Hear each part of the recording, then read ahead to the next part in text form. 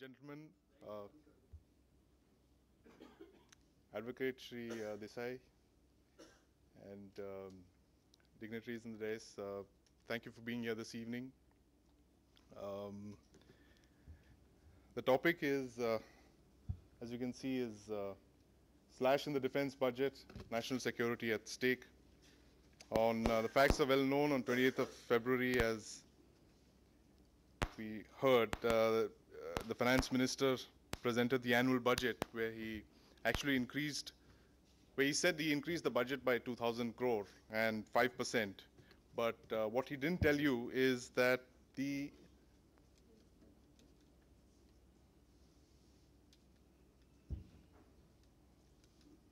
numbers are actually falling because Indian defense spending has declined both in dollar and GDP terms. It's 1.79% of the GDP. It's down from 1.9%. It's the lowest ever allocation for the defense budget as a percentage of the GDP in 3 decades, since 1987. And these are the two gentlemen who must be most happy to hear of this.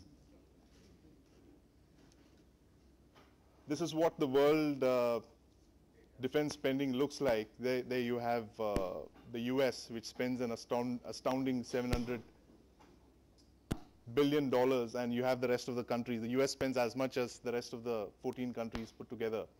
And we are there somewhere at 2% because these are World Bank statistics.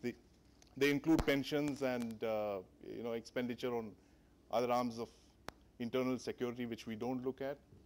That shows you how the defense budget is actually shrinking as a percentage of the GDP from 3% right down to 1.9%.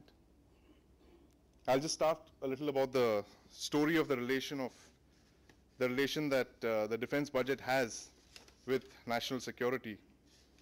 We start with 1947-48 when that incidentally is what VVIP choppers looked like in the 40s.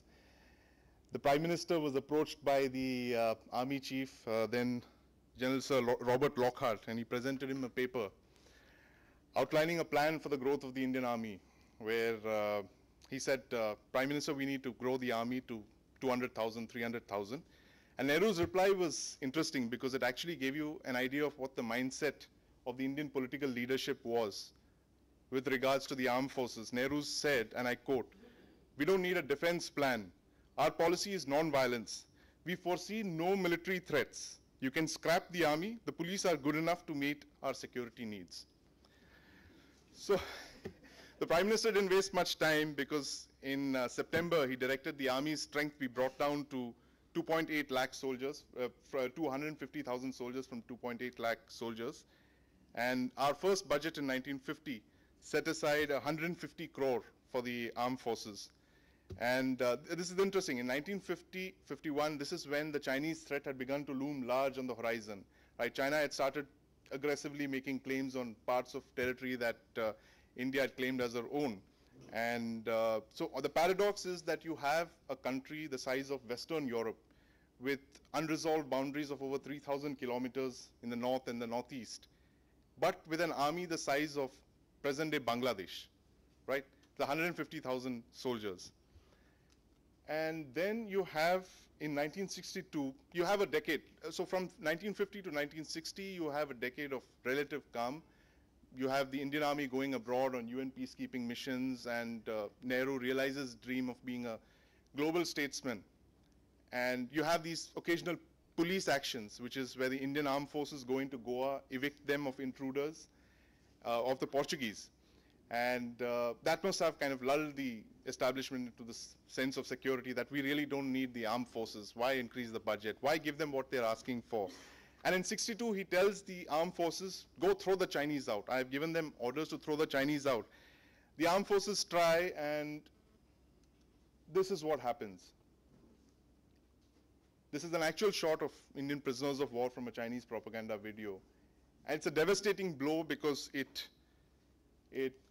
reduces our Prime Minister's global ambitions. It makes us realize that you cannot speak softly and carry no stick. Your threats have to be matched with military power.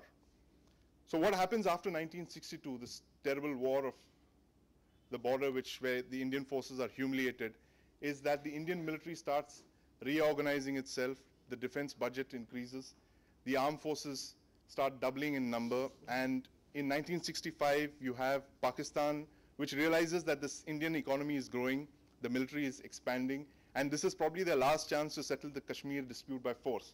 So Field Marshal Ayub launches Operation Gibraltar, clashes with Lal Bahadur Shastri, who he grossly underestimates, and the result is a stalemate. And in 1965, it continues. It goes on to 1971, where the Indian budget is almost double of what it was in the 60s, and the Indian military machine is in full swing. And it allows Mrs. Gandhi to plan a war at a time and place of her choosing. And the theater is Bangladesh. The directives, the political directives to the army, to the armed forces are very clear. A resolute action is required, and it results in this, where we create a new nation, Bangladesh. So when the armed forces have the political direction, they are adequately equipped. They are given 9 months by the Prime Minister. They go on this thing of reorganization and rearmament.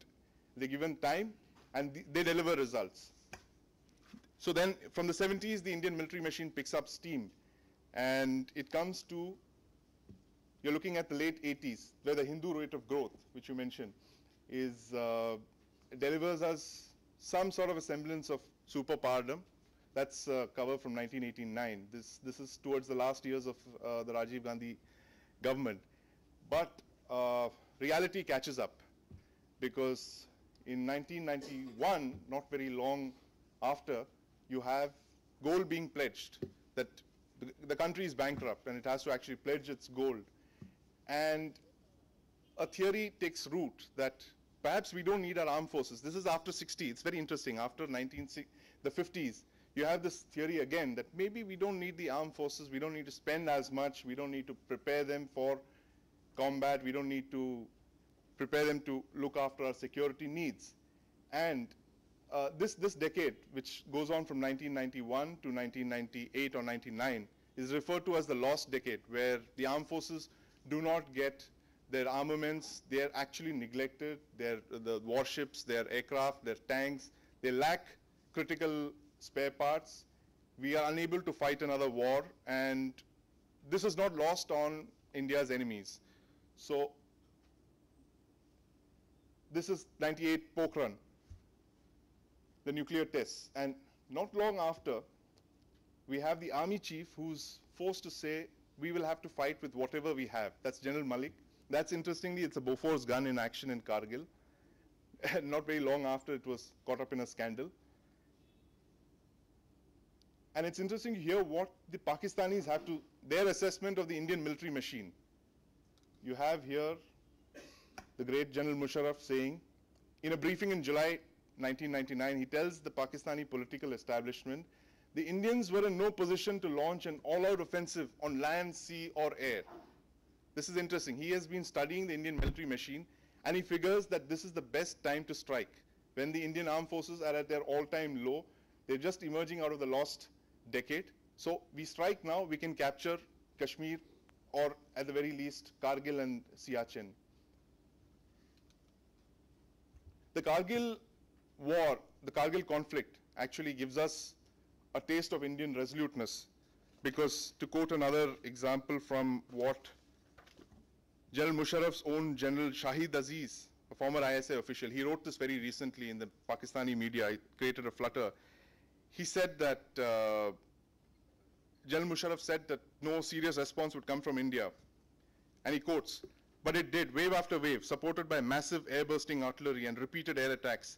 It cut off and forsake our posts. Our posts started collapsing one after the other. So the Kargil war actually proves the resoluteness of the Indian military to fight whatever it has. But it also gives us something, which is the Kargil Review Committee report.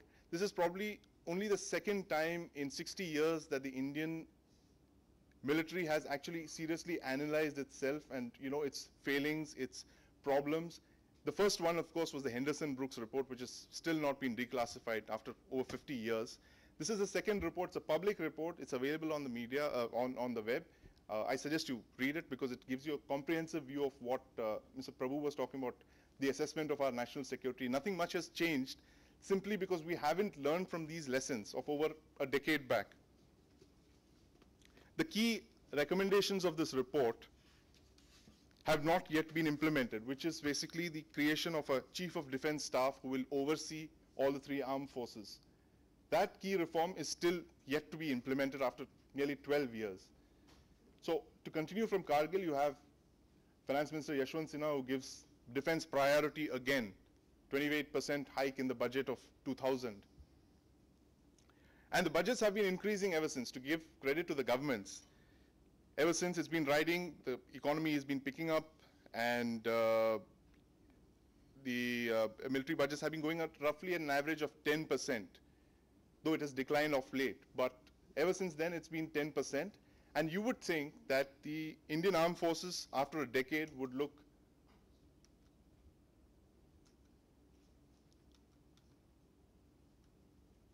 something else. But this is the present state.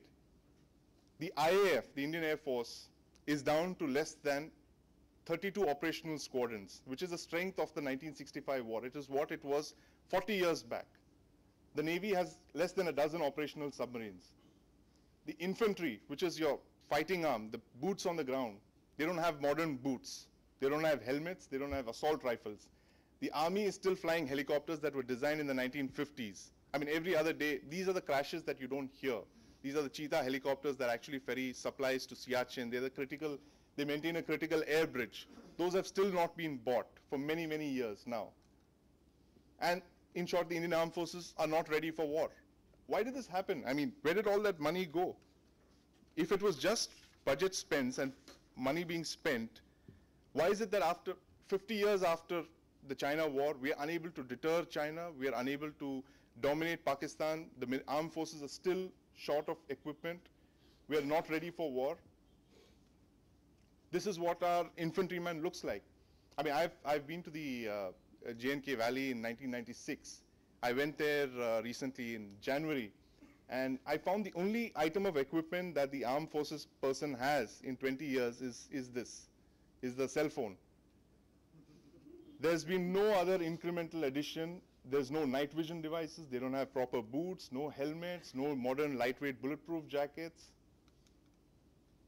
So I want to go back to the problem. What is the origin of the problem? I want to start at the top. I mean, that is the symbol of our republic, the 4 Ashokan lions. They're magnificent. But in South Block, which is where most of the defense policy is formulated, there are three very different animals rule the roost. Monkey number 1 does not take advice. Monkey number 2 has no vision. Monkey number 3 does not articulate a strategic vision for the armed forces. This is what we want, ideally. And this is what we get.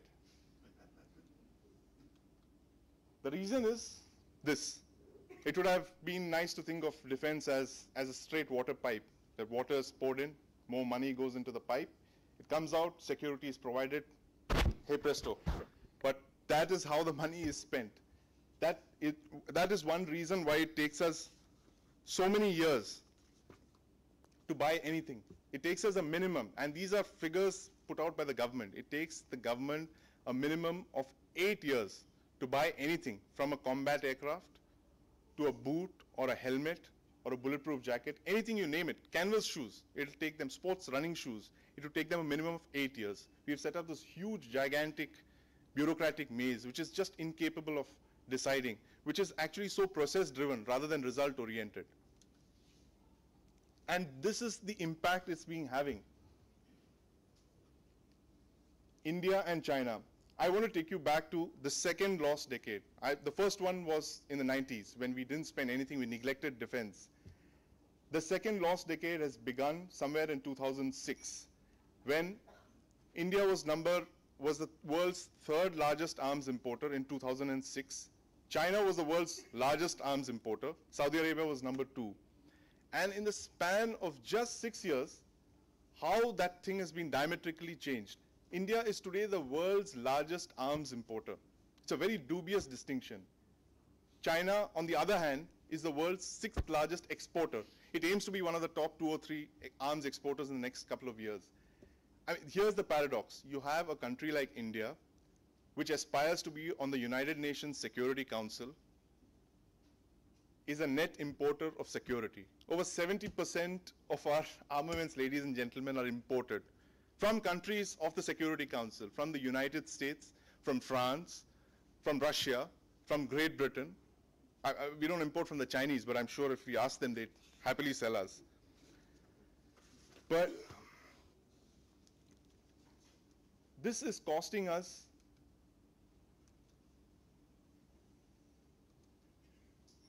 this, of course, is the famous picture of the 6 blind men of Hindustan.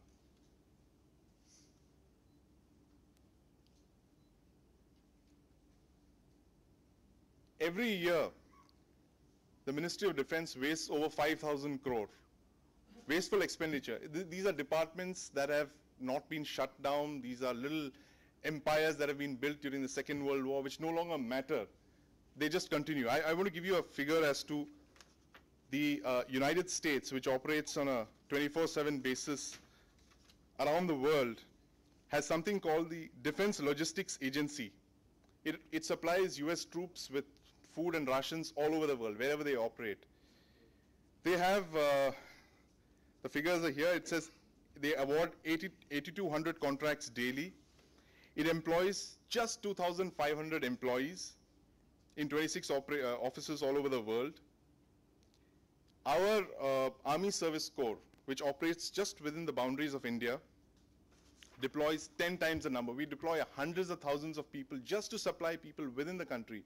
Why? Why is this happening? And why is it that we have institutions dating back to the Second World War?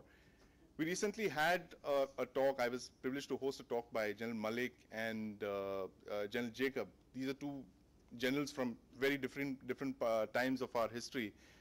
And they said the same thing. Unfortunately, the Indian Army, the Indian Armed Forces, if you look at it, is still a Second World War institution. We haven't had any reform, no change.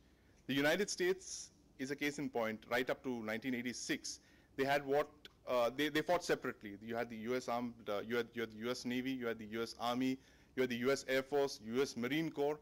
In 1986, the political establishment said enough is enough. You can't be fighting all these different wars of your own. Sit down, reorganize, fight jointly. So you had the Goldwater-Nichols Act of 1986, which forced the US military to come together. We would have had something like that, ladies and gentlemen, with the Kargil Review Committee, but that key recommendation has not been implemented. The government is content to let the armed forces be the way it is. So why is this happening in an economy that's supposed to be the world's 2nd largest, 2nd fastest growing economy? It's got 39 ordnance factories. It's got a vibrant private sector. It's got defense shipyards. It's got a huge aeronautical complex. And why would this happen in such a large, dynamic, vibrant country where the Prime Minister mentions, you know, it's time to unleash the animal spirits of the economy? And why is this happening? I come back to the point of vision, where there's a saying which says that what use is a map if you don't know where you're going? The larger point here is there's an utter lack of vision within the Ministry of Defense today. You have a defense minister who's unable to articulate a huge vision, a strategic vision of where he'd see the Indian Armed Forces 10 years, 20 years, 30 years down the line. And you have individual services who are running their own little fiefdoms. They do as they please. So you have these bitter inter-service rivalries. You have the Army, which wants to create an Air Force because the Air Force won't listen to them. You have the Air Force, which wants to raise an Army. You have the Navy, which, poor guys, they're all out at sea all the time. They're, you know, the least Cinderella's children. But the reason, again, this entire drift, which is going to cost us very dearly in the future, is because of this lack of vision, lack of strategic vision that we've not seen in the last 5 or 6 years. It keeps in with what's happening with the government in the last decade or so. The lack of strategic vision is costing us a lot of defense capability. It's not that it doesn't exist. If you look at this gentleman here, he's very happy because he's standing here in front of what is the first indigenous howitzer made in India. He's the CEO of a small company called Tata Power. which manufactures trucks and does a lot of defense electronics. And that is a gun that Tatas have developed by themselves. Very quietly, they've gone and bought technology abroad. They've integrated it with a lot of their own equipment and electronics and fire control solutions, etc. The truck, which you can't see a lot of, is a Tata truck. For the last 6 months, he's been running around in the Ministry of Defense trying to get permission for a firing range so he can try this gun, which is the first Indian gun. I mean, this is like a breakthrough. It's like the first Indian automobile or the first Indian satellite or the first Indian missile. But the Ministry of Defense has looked at its papers and said, we can't find a particular provision where we can allow you to fire your gun. So, you know, you have this entire thing of talking of the private sector participation. This is where the private sector is today. Mr. Tata is waiting in queue because the Ministry of Defense hasn't been able to find a particular provision where he can fire his gun in an Indian firing range. So what is happening, ladies and gentlemen, is that when we buy 70% of our equipment from abroad, what we are doing is we are actually subsidizing the foreign private sector. If you ask the private sector, we are killing our private sector at the cost of the foreign private sector. We are creating jobs in the United States, in Israel, in Russia, in Great Britain. Like Mr. Prabhu said, Vasudhaiva Kutumbakam.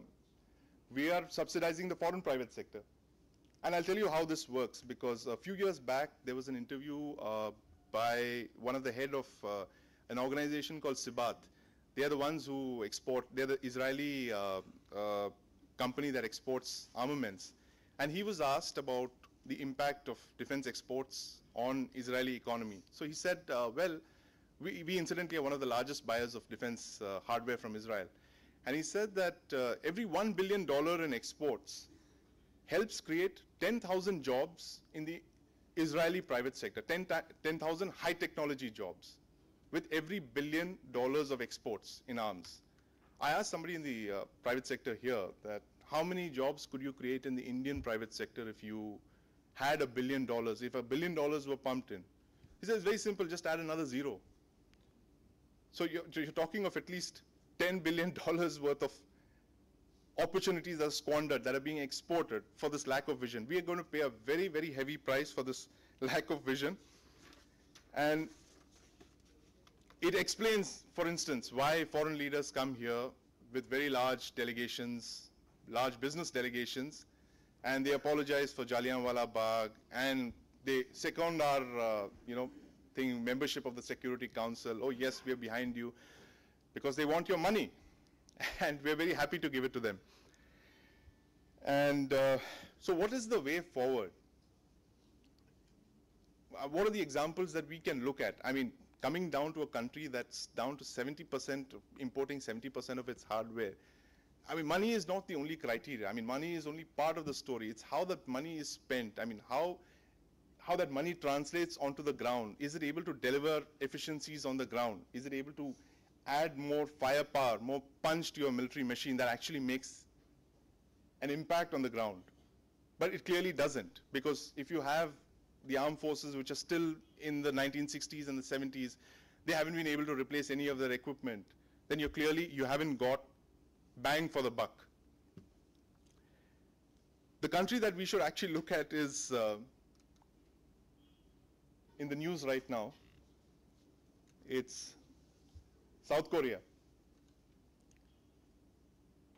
In just 40 years, South Korea has gone from being a net importer of security like us. In the early 70s, South Korea was like India. They used to import everything from the United States. They had the benefit of the US nuclear umbrella, of course. And they imported everything from assault rifles to guns to howitzer, everything, warships. And in the 70s, the South Korean government set up a series of progressive policies. They involved the private sector. They involved the Tatas, the Ambanis, the Birlas of South Korea, and they said, look, we need self-sufficiency in defense production. They put out a roadmap. So in the span of less than 4 decades, South Korea goes the whole way. It goes from being an importer of hardware to then it upgrades that hardware, and finally it designs and develops its own hardware. So in 3 decades, by 2007, you have South Korea being a contender for Indian defense contracts. This is a country that started much after India. The path of industrialization was much, much later than ours, nearly 20 years. And today they're here in South Block. They're trying to sell us howitzers and fighter aircraft and what have you. So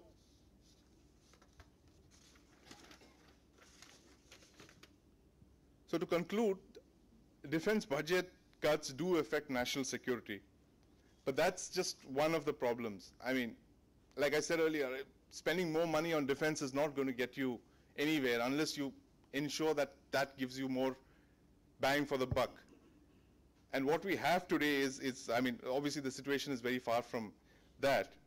And the lack of this strategic planning is costing us grave. I mean, we will probably not know the effects of this until much later, until like what happened in 1962 or in 1998 when you have, or 99, when you have the Indian armed forces that are completely neglected for a decade. It's a cycle that it always keeps repeating itself with unnerving periodicity, that you're called to, one day the armed forces are woken up and they said, look, the nation needs you.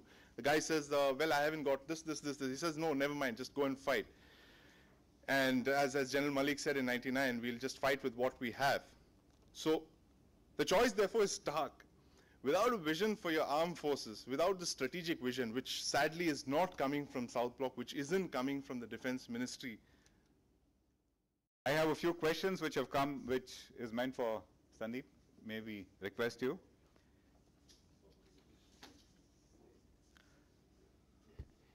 Bhavesh asks, Bhavesh Savla, recently Gujarat announced defense manufacturing policy. Have you studied it? Do we have a national one? Defense manufacturing policy.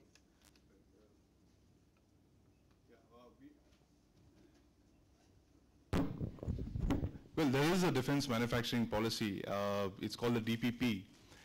It's in the Ministry of Defense, and it's updated every 2 years. But the problem is that the defense manufacturing policy of the country is so tilted towards the public sector that it's all about the 39 ordnance factories, the shipyards, the defense shipyards, the BEMLs and the Bharat Electronics world. The private sector is kept completely out of the picture. I mean, you cannot hope to achieve the kind of goals that we want. Right now, the mix is 70-30. 70% of our defense requirements are imported, 30% are made indigenously. The goal, which is again this long-term thing, which without any clear definition, it's like the Hindi Chini bye-bye slogan, that, oh, we want to make it 30-70, but nobody is given a roadmap of how we're going to go about it. So it's just, again, sloganeering. You cannot achieve 30-70 without getting the private sector in. To reverse this from 70-30 to 30-70, you need investments to the tune of 100,000 crore rupees. That is half our defense budget every year, year on year, for at least the next decade. Where is this money going to come from? I mean, it's certainly not the public sector that's going to put in this money. And we are where we are today because of public sector inefficiencies. It's time to get the private sector on board. I mean, like, again, it comes down to this lack of vision.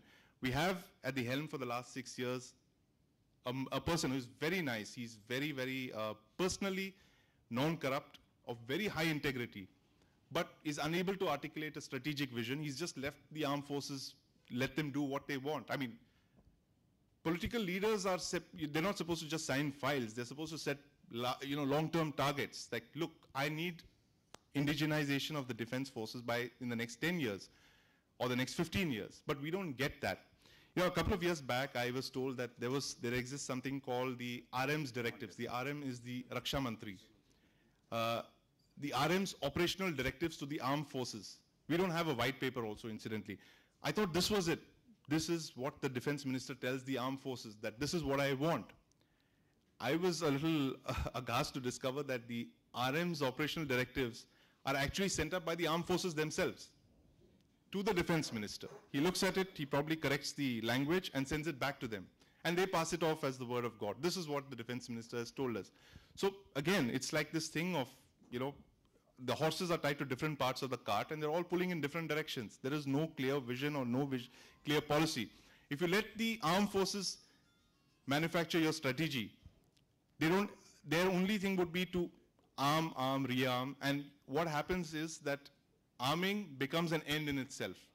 There is no larger vision, no strategic vision, so every armed forces says that we need to get so many tanks or so many planes, or the Navy says I need so many warships. There is no larger vision that gets all of them onto one platform, which is what the US and many other countries of the world have done.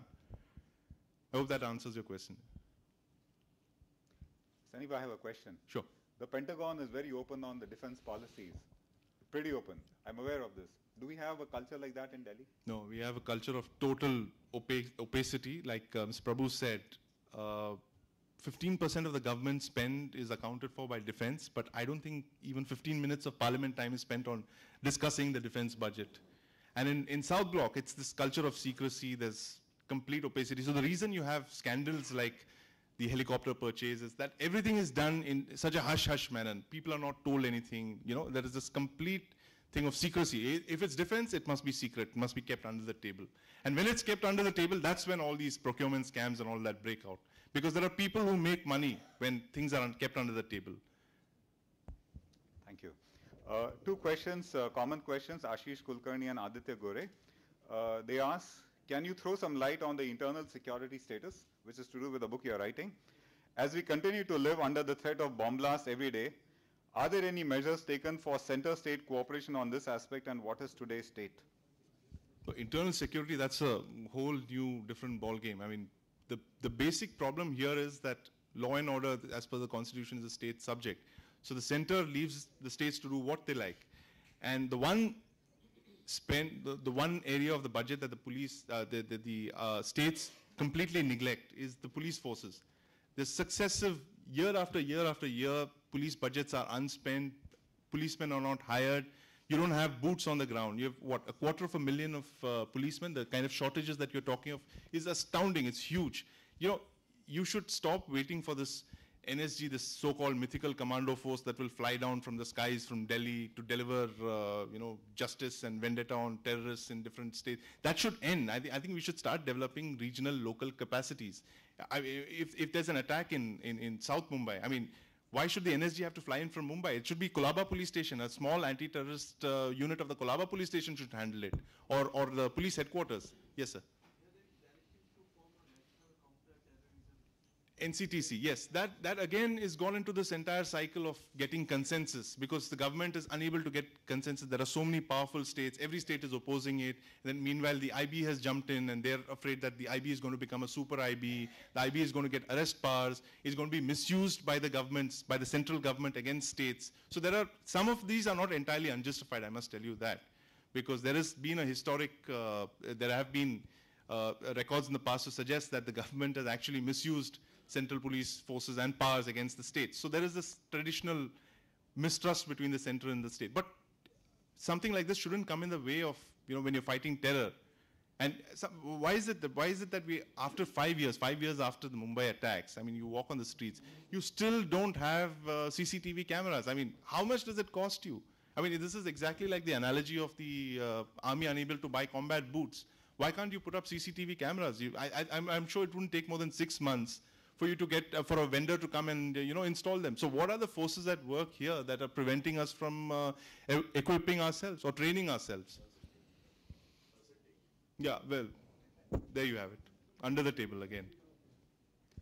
Sandeep, after 9/11 in America, right, we had the Department of Homeland Security, yeah, which our experience shows the public is more compliant than even the enforcers. In India, I think we had NIA. Which is one of the measures that was suggested.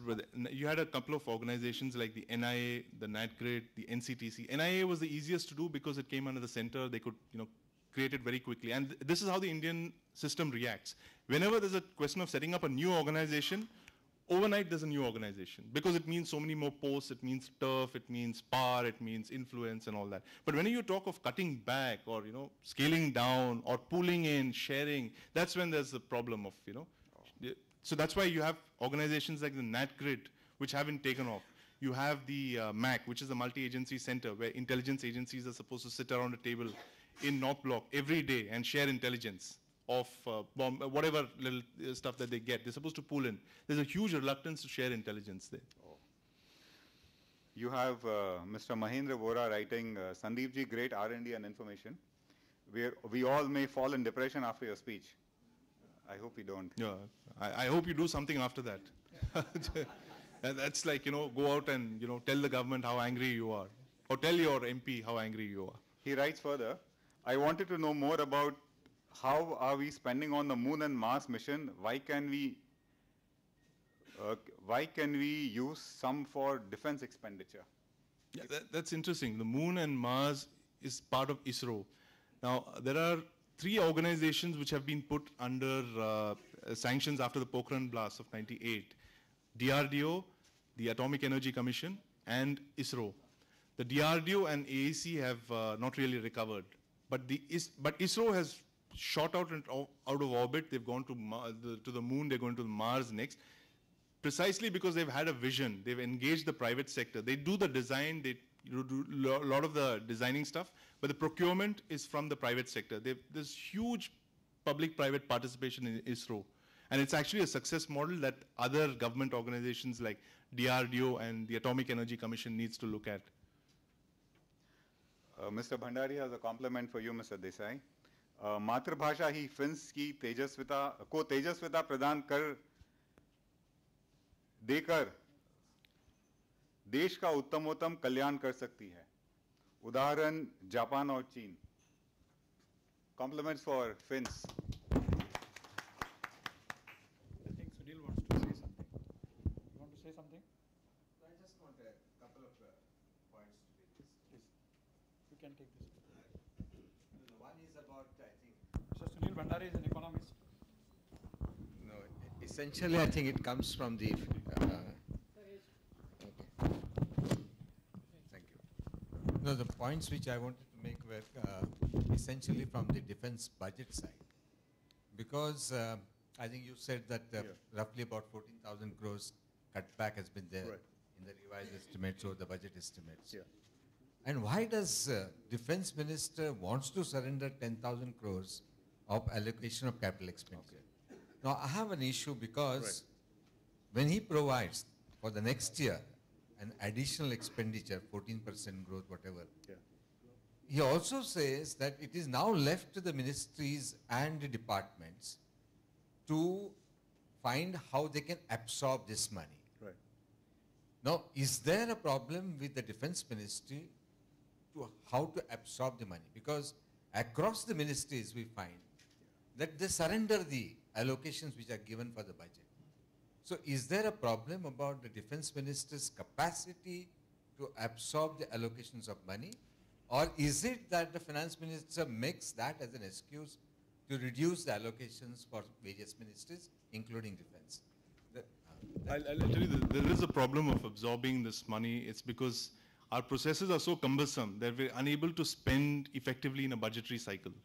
And there have been attempts in the past to set up this non-lapsable defense fund that, all the money goes into that fund, and from there you use it to pay defense acquisitions, which is not very, sound financial accounting. I mean, it doesn't make good financial sense.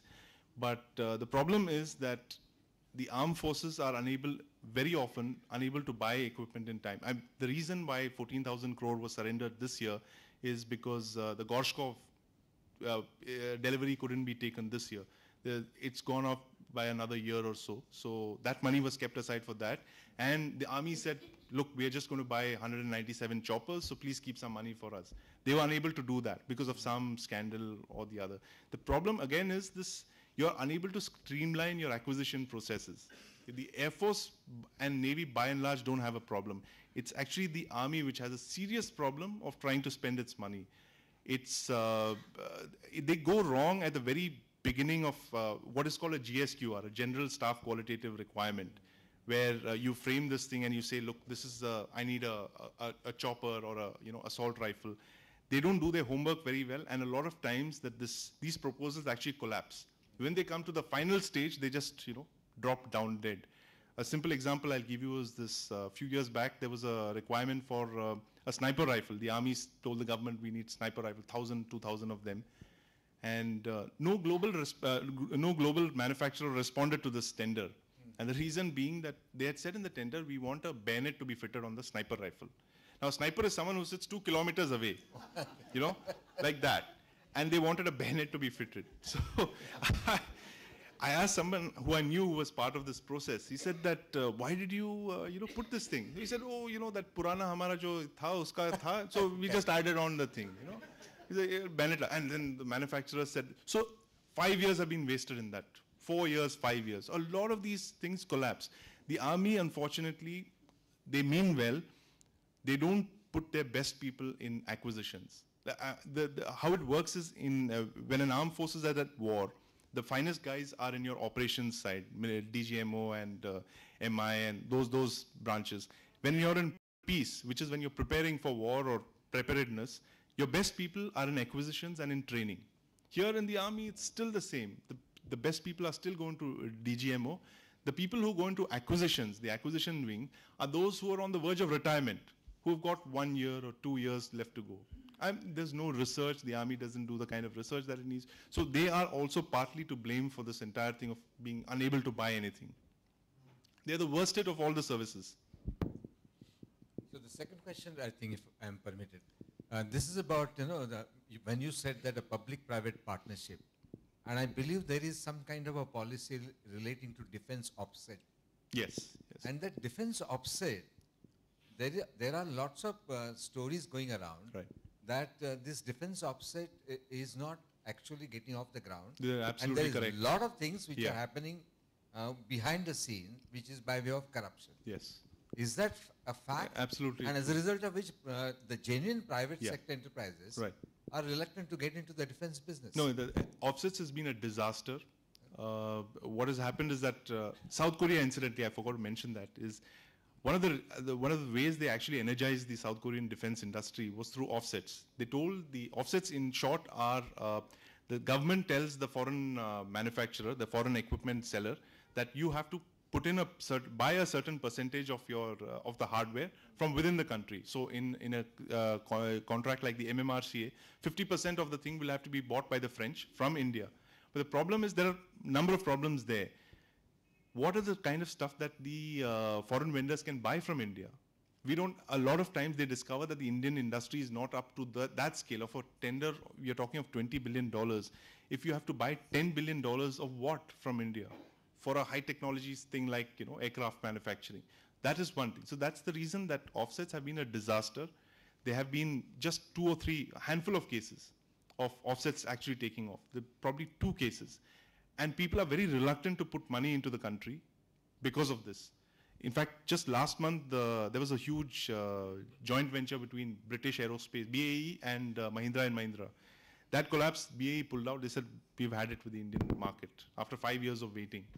So offsets, it would have been, and there's also this talk of it being misused for corruption and those kind of, that's also a very big concern because this is seen as one way of rerouting money into, into under the table. So the indigenization obviously cannot take place. Yeah, because the whole system, as I said, is process driven. There is no result that people want. I mean, they just want to see we followed this process, this is what we've done. But what is the result? Nothing is translated onto the ground. The Indian armed forces are as bad as they were 10 or 20 years back. I mean, it's like the Kargil thing hasn't, nothing has changed since Kargil, unfortunately. It's a very gloomy forecast, I know, but I mean, that's the way it is. To answer your question on offset, a client of ours came from New York, put up a unit in Chennai, and another one at Arizona. The Chennai unit closed. The Arizona one is supplying parts to Pentagon, the same parts, the same industry, the same entrepreneur. But the offset business in India never took off. So offset has been almost a congenital policy, it never took off. Rohan Abhyankar asks you, we always say we have to learn from our mistakes. What have we actually done or should we do when China have completed the strategy of string of pearls? Second is, apart from missiles, are we using or utilizing DRDO enough? 2 questions. String of Pearls and First DRDO. is a string of pearls. Well, that continues. I mean, that's almost like the great game in the Indian Ocean. So it basically means that the Chinese are going to ring us around with bases around the Indian Ocean and the Arabian Sea and the Bay of Bengal. That continues. And my point is that, instead of crying about the Chinese doing this, what are you doing about it? What are you doing to counter the Chinese? I mean, this is like that thing of schoolboy name calling. Oh, ye kar raha, ye kar raha, but you step up and you start doing something. You should do a counter strategy. You engage the countries around China then. You start building up relationships with the South Koreans, with the Japanese, with the Filipinos, the Vietnamese, with Singapore, with the United States. Yeah, with Vietnam. But we're still very diffident, when it comes, there's something about us that we can't stand up to the Chinese. There is this, I don't know if it's the defeat of 1962 or what it is, but when it comes to Pakistan, we are tigers, we'll stand up and we'll shout and scream and stuff. But when it comes to China, it's almost like we've been defeated in the mind, mentally, So that's a very big problem. So my only response to that is that we have to do a counter strategy of pearls. I mean, we have to have, again, back to that thing of vision. Which we don't have, unfortunately. I mean, the Chinese are here, they're in Gwadar, just across the Arabian Sea. They have actually complicated things. I was with somebody in the Navy today. He said that the Chinese presence in Gwadar has actually complicated the Indian Navy strategy in several very serious ways. Because the Chinese can tomorrow stand there and tell us that, look, we are here, our ships are traveling through here, don't you dare. And the government will listen to them because, like I said, we've almost been defeated by the Chinese mentally. So it's like this, if you've seen this thing of these Russian dolls called Matrushka dolls, a doll within a doll, that is a Chinese strategy when it comes to Pakistan. You have Pakistan on the outside, but it's the Chinese inside. They've taken up portions of the northern provinces of Pakistan.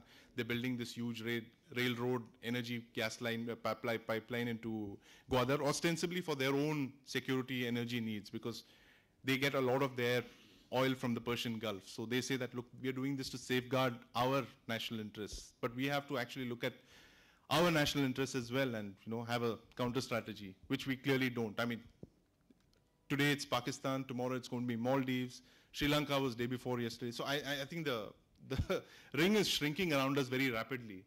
And we don't have very long before probably the Chinese land up here in Arunachal or wherever else. So, sorry, your other question was on the DRDO. Apart from missiles, is Right. DRDO doing anything meaningful? Well, the problem with the DRDO is that they haven't been able to effectively deliver on national defense, primarily because they are not working as closely with the armed forces as they should. If you look at the United States, the DRDO borrows from an organization called the DARPA, Defense Advanced Research Planning Organization, which works very closely with the armed forces of the United States. So they deliver results. The DRDO is, again, back to that Ashokan Alliance thing. You have the DRDO looking in that direction. You have the armed forces looking here. You have the Ordnance Factory Board looking in a third direction, and the politician is looking in a totally different direction. The DRDO does not work for the armed forces. It works for the defense minister. The DRDO chief calls himself the scientific advisor to the Raksha Mantri, which is bigger than his post of, he holds 3 hats. He wears Secretary R&D, DRDO chief, and SA to the RM. So he's accountable only to the defense ministry. It's only the Navy which has kind of figured this out because they've made the DRDO more accountable. They've worked very closely with them. The Navy hasn't surrendered its core competence of shipbuilding. They've held on to it. They make the DRDO and the shipyards a little more accountable. Whereas the Air Force and the Army, they're totally out of the picture. Services are also to blame to some extent with what happened with the Arjun tank. It's a very fine example. It's a good tank. The Army should have settled for Mark 1 of that tank. But they've been pressurizing the DRDO over years. No, we want Mark 4. The first tank should be a tank that should be ready to fly. So they're unwilling to accept a basic tank. And then you go on improving that tank. You make Mark 1, you make Mark 2, you make Mark 3, incrementally as you use it. But the Army has laid this, all or nothing kind of approach. And the Air Force also, to an extent, is to blame for the light combat aircraft delays.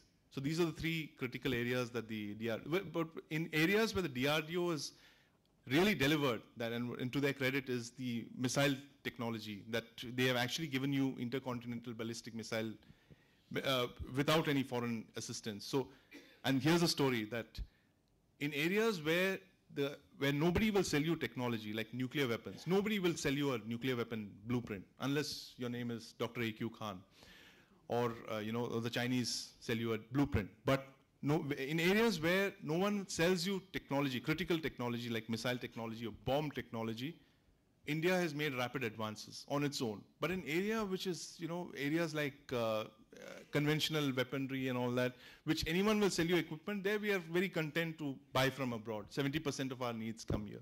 So we need to get that urgency that we show in our strategic sector, where DRDO holds some part of. We need to show that urgency in the conventional arms sphere as well. There's a question on Vinay Menon, which you already touched, I believe. Any reason why India does not manufacture arms and ammunition? What could be the possible remedy? I think you've touched it. Is it the Gandhian philosophy or? No, but this is something that I've never really understood. But if you see foreign leaders like Cameroon, the British Prime Minister, the French President, the Russian President, the American President, they all make strong pitches for their defense industry. They come here, they tell the Prime Minister, you need to buy our arms. They're the best in the world. You must buy it. Because they have this whole thing of the connection of arms with, the job creation within their constituency, within their country, and the creation of skills, those high technology jobs that I told you about, that Israel so jealously works on year after year. But somehow here, that's never a topic of discussion or debate. That, the fact that the Tata gun, for instance, the defense minister should be selling it pushing it in other countries around the littoral. And that actually has implications on foreign policy as well. Because if you don't make anything of your own, arms sales, by the way, are a very, very powerful component of your foreign policy. The Chinese, for instance, have used cheap arms as a way of getting into Africa, into Sri Lanka, into Pakistan. More than half of Pakistan's arsenal, incidentally, is Chinese arms, cheap Chinese arms. They'll give them warships, fighter jets. The qualitative edge is the American technology, but the quantitative edge, the real numbers, come from Chinese arms. And the Chinese are happy to sell. For them, arms is an instrument of national policy. It creates jobs at home, and it also furthers Chinese strategic interests. But here, because we don't make anything, we are content to not push it at all. And what we actually make is, it's pathetic. We make parachutes. The Ordnance Factory Board makes uniforms, tents. If you see the export list, we are somewhere way down there, and our clients are in Africa. Some of the Arabian countries buy from us. It's pathetic because we don't make anything. If you don't make anything, you can't export anything. If you can't export anything, you don't get leverage. You don't get foreign policy leverage on those countries. So, it's a lose-lose situation for us. Ashwin Shroff comments, money is important but not all important. Examples he gives are the Vietnam War, Israel and Afghans, also South Korea. You need to focus an ecosystem to pursue goals, is what he comments. Yeah, absolutely, I agree with you. Because in Vietnam, look at the Viet Cong, much smaller force, were able to, they're probably the only country in the world that's defeated 3 superpowers in the 20th century. And we shouldn't actually get carried away by this entire thing of equipment also. Because at the end of the day, it's training and how you utilize that money. Someone in the defense ministry told me that it's funny that in the days where we had little money, when we had little money to spend, we were actually spending it more efficiently because we had very little. But now we've come to a time when we've got we've got surplus funds that we're unable to spend. There is this paralysis that comes in from scams and corruption issues that we're unable to spend that money. And the other thing about this, just to go back to 2611, we kept talking about how our policemen didn't have AK-47s and modern equipment and all that. One policeman with a functioning 303 rifle, and if he knew how to use that 303 rifle, could have eliminated those 2 terrorists on VT station, and they would not have gone on to create the kind of havoc that they did. They killed 6 police officers, they killed many more people in Kama Hospital. That would not have happened if one policeman had one functional rifle. Forget an AK-47 or an M16, a functional 303 rifle which he knew how to use. But the Mumbai police has what, 10 rounds per policeman in 10 years or something like that? It's some ridiculous figures like that. Yes.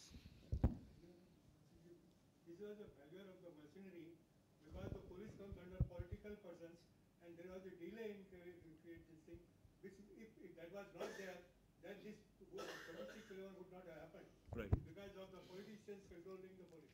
Yeah, that's absolutely true. Mr. Prakash Singh, who's probably one of the finest IPS officers we've produced, he's told me this once, that the police forces in states have become militias.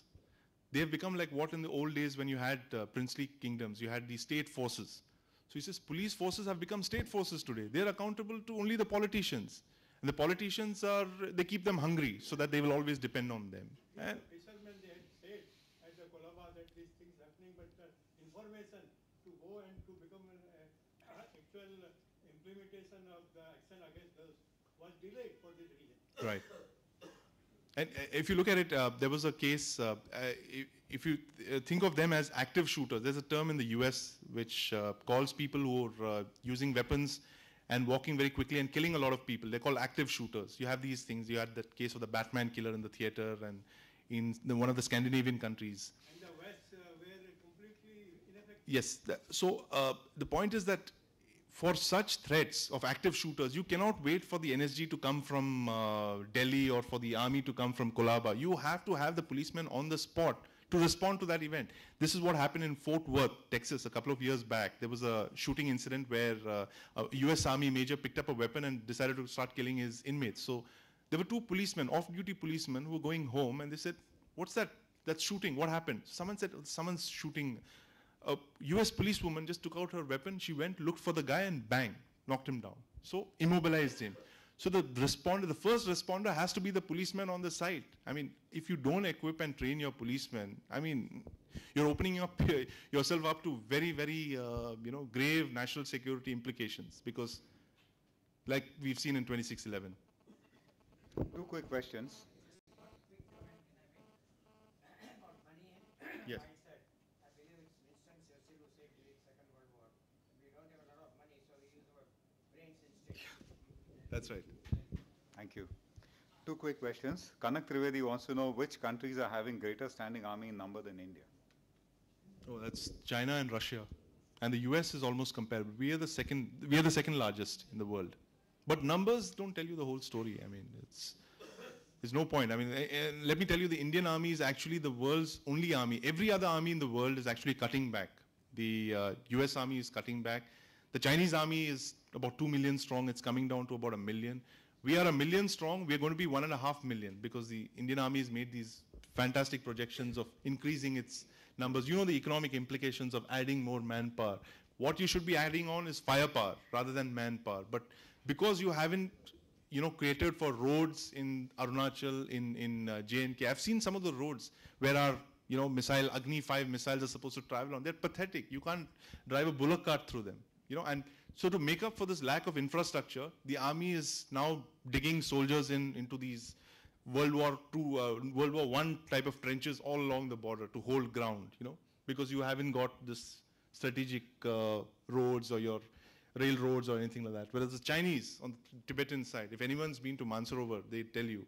On the Indian side, it's a horrible trek. You have to go on mule and on foot. And on the Chinese side, it's a 4-lane expressway. You have SUVs coming right up to the Indian side of the border. So, I mean, that kind of infrastructure, and I must tell you, I've been there on the Chinese border. I've seen our men dug in over there and waiting in these World War II kind of trenches. And on the other side, I said, where are the Chinese? Oh, they're there. They're somewhere there. We see them. They come once in a while. I said, why? Because they're so confident. They've built all the infrastructure there to the border. They can get to any point of Tibet within hours, within days, before the Indian soldiers get onto their trucks and their jongas and their donkeys and reach the border. The Chinese are already there. They've, 10 divisions, 20 divisions. What took them in 62? What took them a year, 2 years to prepare? Today they can do that in 2 months, 3 months. You've seen that railroad that they've built into Tibet, the Kangai, Tibet, the Kingai Lhasa railroad. That can bring hundreds and thousands of Chinese troops over there in few months. So what are we talking about? How about ignorance about China? China has a 5 nationality. We don't know the names of the Chinese province. Yeah, That's true. We don't, the number of, there are about a dozen Hindi speakers in the Chinese embassy in Delhi. We probably don't even have a dozen Chinese speakers in the Indian Army or in the Ministry of Foreign Affairs. A couple of years back, I met the Chinese defense attaché at one of the parties. I still remember his name, Senior Colonel Zhao. So I gave him my card. He gave me his, and he saw India Today. अच्छा, India Today में राजनीतिक विश्लेषण और भविष्यवाणियाँ बहुत कम हो गई हैं. So I said, this is a Chinese military attaché. No wonder he's in Delhi for 4 or 5 years. He's understood, he's learned the language. It's a slightly Rashtrabhasha kind of language, but he's learned it and he's used that to good effect. And the Chinese have kept him there, the embassy, 5 years. He's a South Asia specialist. He goes around the region and stuff. So they've got lots of people. They're studying us. But we don't study anything. We don't study our history. We don't study our past. We don't study our enemies. We don't have a decent China study center in Delhi. We don't have even a Pakistan study center for that matter. But we don't have a formal, decent system of studying them, all aspects, all under one, considering that Pakistan and China are our strategic threats for the foreseeable future. We are not investing the kind of resources in studying them. And we constantly keep missing the way they're going to react, whether it's Kargil or whether it's 65 or it's 71. 71 is, of course, an exception. That's the only time the Indian military is actually mobilized and struck. Mr. V.A. Karl wants to know what % of budget is reserved for Navy and the Coast Guard. Yeah, the Navy gets roughly about 16%, and the Coast Guard gets about 4 or 5%. The Coast Guard is one of the fastest growing of the paramilitary forces. The reason being that it's not very expensive. The Navy, it costs the Navy about 4,000, 5,000 crore to build one Delhi class destroyer. The Coast Guard can build 10 ships in that amount. So the Coast Guard is it's a promising force. It's a force of the future. If we had a bigger Coast Guard in 2611, in 2008, we wouldn't have had those kind of attacks, because I think for the entire western seaboard, if I remember correctly, in 2008, the Coast Guard had 7 patrol ships and about a dozen aircraft for almost 300, 400 kilometers of coastline. That's how the Pakistanis could get in very easily. Mr. Paranjpe wants to know what is the latest position of Pakistan vis-a-vis state-of-art equipment with us. The Pakistanis have never allowed budgetary deficiencies to come in the way of their equipment. One reason being that, they say about Prussia, that Prussia was, states have armies, but here was an army that has a state. So the Pakistani army actually runs the state. They have access to all the resources of Pakistan. So whenever they see a gap in their defense capabilities, they quickly meet that gap. Money is never a problem. Bureaucracy is never a problem. They get what they want.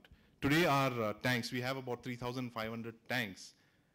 Only 20% of them can fight at day and fight at night. Whereas over the last couple of years, the Pakistanis have 100% night fighting capability. They had a severe shortage of helicopters in 2005, if you remember, when there was the earthquake in Kashmir. They did not have adequate helicopters. Today they have 50 or 60, very large number of helicopters, and they've got it from different sources. So all their shortages, they're able to meet very rapidly. And that's always been the case with them, if you look at it, because they're driven by the military. So for them, India is seen as an existential threat, and because the military sets the budgets and foreign policy, arms acquisitions is never a problem for them. And of course, there is always the United States, which they can turn for weapons. Mr. Ratanlal Purohit wishes to know, how about statements of the new Defense Secretary accusing India of creating problems for Pakistan and Afghanistan? Or the US, Chuck Hagel. Chuck Hagel is actually articulating a view that has been prevalent in Washington for a couple of years now. The problem here is, again, we shouldn't be crying about that. We should get to Chuck Hagel, we should get to Washington and say, hey, listen, where have we made a problem? Listen to our point of view. This is what the thing is. Now, Pakistan, again, has invested very heavily in lobbying, and they go and meet a lot of congressmen in the US and actively lobby, and they say, look, this is what India is doing. And somehow there has been this entire belief within the United States section of the US, especially the Democrats, that, you know, the Pakistanis aren't that bad. The Indians are doing the same thing to them in Afghanistan. So actually, Chuck Hagel was articulating that vision that the Pakistanis have got across to them. But we are not, this is our problem again. We are unable to, we have a foreign service that is what, 800 strong, 700, 800 strong? The entire IFS is about 800 officers, which is slightly bigger than the IFS cadre of Singapore. Singapore has about 500, 550. New Zealand has around the same number of diplomats that we have. A country the size of New Zealand has almost the same number of diplomats that we have. So, you know, you have joint secretaries who are dealing with entire regions. You have critical areas like Southeast Asia and all that, which have four bureaucrats, 5 bureaucrats dealing with. I mean, we are not investing in resources. We talk of bloated government, but you know, the government is actually bloated at the bottom. At the top where it really matters, it's just narrow. It's just 5 or 6 people who are doing everything. You know, to take on what you were talking about Pakistan and the Yeah. US, 1998 I was in New York negotiating a joint venture, and I had a lady professor of law, New York Right. University, at the other side of the table. Our negotiation got over and Pakistan came as a subject, and I got a little aggressive, and I probably gave whatever facts I had. You know, she tells me, I am a professor of law with 30 years of experience teaching. I'm supposed to be learned, but I didn't know this is reality. Right. We had dinner. After 9/11 happened, I got a call from her to say, Akhilesh, I survived. I didn't know the Pakistanis would do this. So America has had a huge ignorance because Pakistan fostered it very brilliantly. We didn't. Yeah, over 50 years. I mean, there's a historic thing. A Pakistani diplomat came up to me once. He had trouble over the nuclear deal and says, you know, beware of the Americans. Inki dosti bhi tauba, unki dushmani bhi tauba. So he said that we've seen them for 50 years. But the Pakistanis somehow have managed to get their hand on the United States. They know when to beg, they know when to cajole, they know when to plead, they know when to play helpless. We somehow haven't mastered it, maybe because we've opened up to the United States very recently. The Pakistanis are past masters at doing it. They've been at it for the last 40 or 50 years. Bias with America, and both are cheating people, cheating each other. Yep. They are doing the sermon of America, and America also gives the sermon of the peace to the world. That's right. And they don't like India to give the sermon of the peace to them. Yeah, maybe that's one reason. Again, we are not articulating our security points of view in Washington where we should be. I mean, like Akhilesh said, we're not conveying our point of view as strongly to the Americans. Chetan Sathe has a point. When can India be in a position to sell more than buying from the developed nations? I think you covered it. Yeah, it's 10, 20 years, if ever. If we start now, yeah. It's going to be a long and painful, it's not going to happen overnight.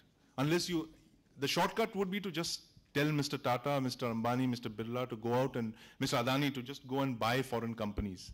You know, that would be the shortcut.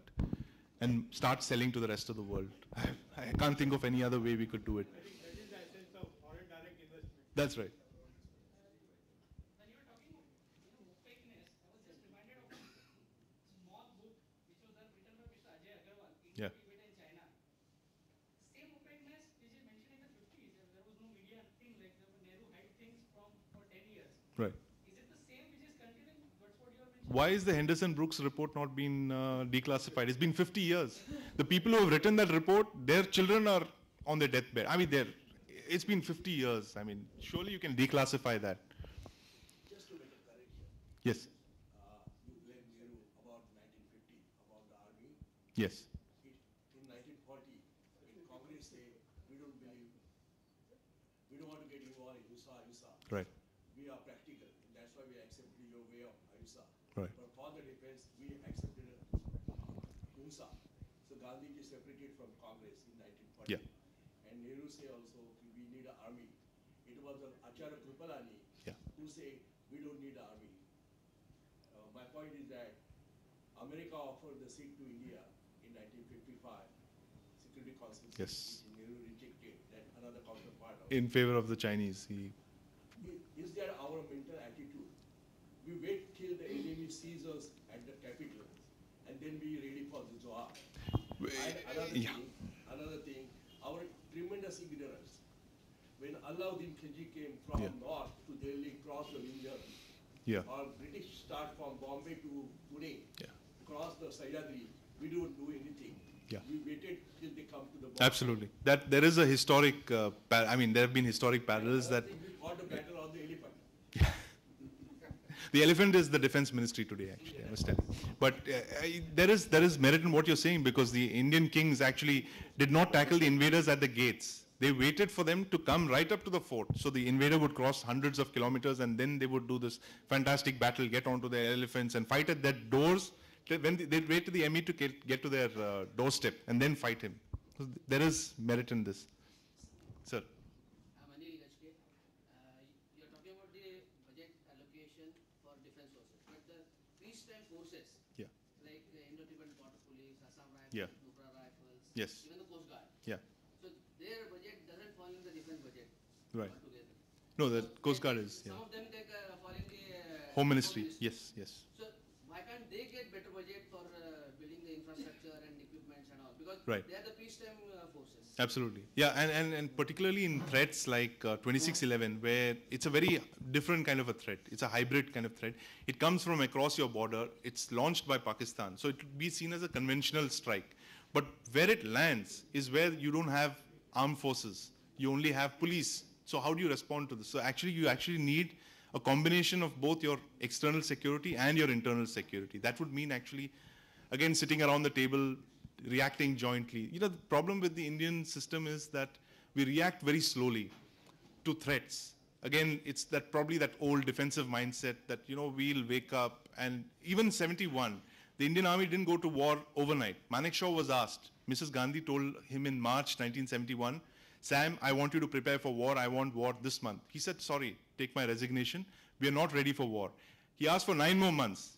So she said, why? He says, because for various reasons. And he was he was probably one of the finest generals that we had. He had looked at the entire pattern of harvesting. You needed rail wagons to move. Yeah, and the monsoons where Bangladesh would be completely flooded. He looked at all these factors and he said the only time, the opportune moment for us to strike is in December. Mrs. Gandhi listened to his advice and she won a thumping victory.